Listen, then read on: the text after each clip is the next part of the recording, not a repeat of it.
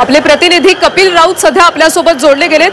कपिल, खरं तर आता रेल्वे ट्रॅक काही प्रमाणात क्लिअर झाल्याचे पाहायला मिळतात। ज्या पद्धतीने पोलिसांनी सांगितले याचा अहवाल आता रेल्वे प्रशासनाला पाठवला जाणार आहे। सध्याची स्थिती काय आहे?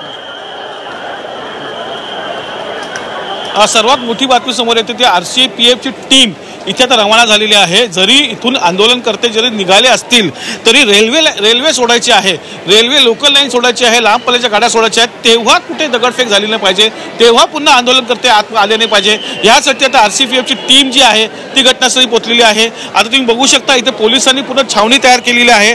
जिथून आंदोलनकर्ते येऊ शकतात अशा ठिकाणी सर्व पोलिसांनी बंदोबस्त लावलेला आहे। कारण की सध्या तरी जे आंदोलनकर्ते इथून निघाले असतील, दगडफेक आपण पाहिलेली आहे, आक्रोश पाहिलेला आहे, त्यामुळे पुन्हा ते येण्याची शक्यता वर्तवली जात आहे आणि पुन्हा असे येऊ नये आणि जी लोकल आहे ती व्यवस्थित चालावी, जी आपली लाईफलाईन बोलतो रेल्वे लाईन ती व्यवस्थित चालावी, यासाठी मात्र पोलिसांनी ही पावलं उचललेली आहे।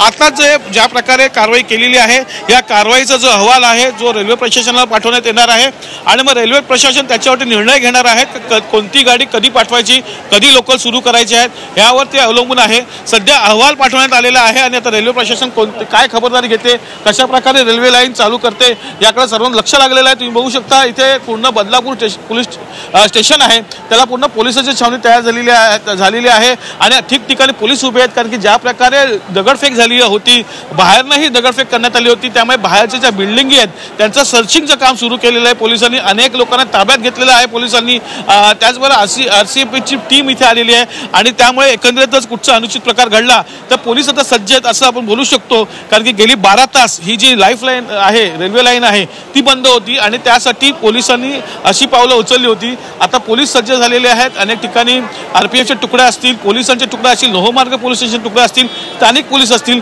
त्याचबरोबर आता आरसीपीची टीम आलेली आहे।